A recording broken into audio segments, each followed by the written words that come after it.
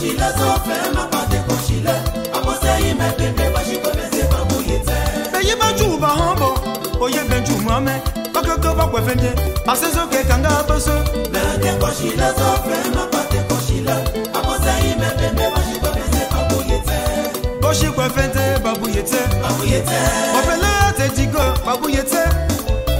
Abu tobo leona babuyete ushi kwefen. Abu wasi bien babuyete.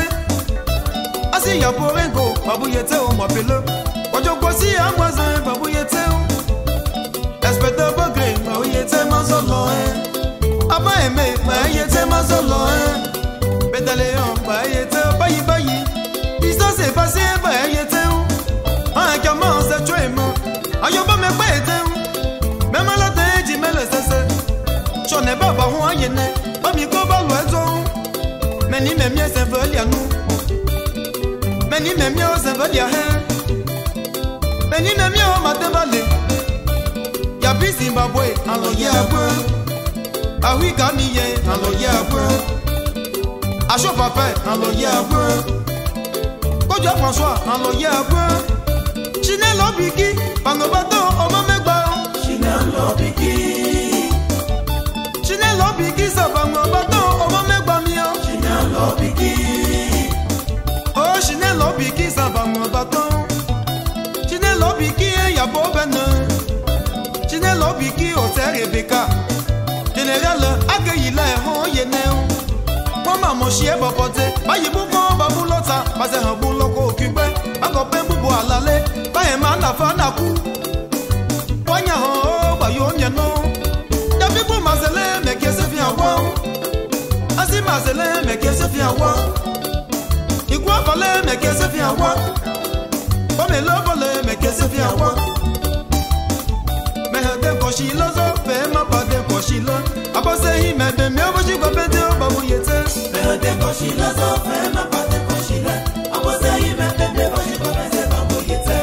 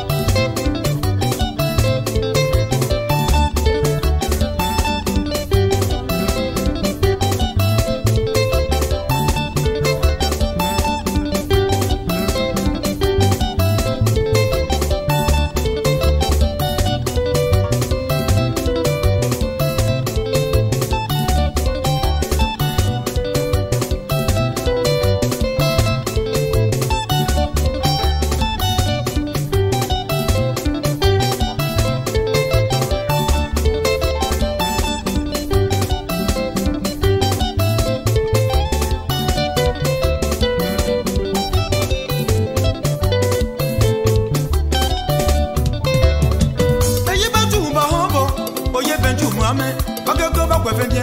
Asezo ke kanga boso. Jeme rome ado aloye agbo. Chocolatise aloye agbo. Kwasi mate aloye agbo. Adobo ibe aloye agbo. Komo lui gazo aloye agbo. C'est un shoya sete aloye agbo. Mama mo shie bobote. Bayi buko babulota. Baze lo buloko okigbe. Bako be bubo alale. Bahe mana fa na ku. Wanya ho bayo mieno. Awo jaja ke me ke se fi awo. Atagba ke me ke se fi awo. Pétage me ke se fi awo. Ide pa Rosalie me ke se fi awo. Inge sambo fwe me ke se fi awo.